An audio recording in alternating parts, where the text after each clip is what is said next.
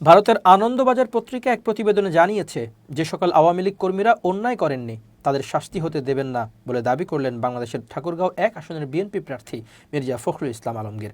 শুক্রবার শোলটিহারি বাজার থেকে ক্ষমতাচ্যুত প্রধানমন্ত্রী শেখ হাসিনা সম্পর্কে তার প্রশ্ন, নেত্রী কেন কর্মীদের বিপদে ফেলে ভারতে চলে গিয়েছেন।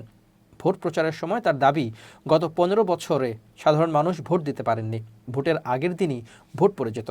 এবারে নিজেদের ভোট নিজে দেওয়ার সুযোগ এসেছে। হাসিনা প্রসঙ্গে তিনি বলেন, হাসিনা ভারতে চলে গিয়েছেন, ভালো করেছেন। এলাকার সমর্থক কর্মীদের বিপদে কেন ফেলে রেখে গিয়েছেন।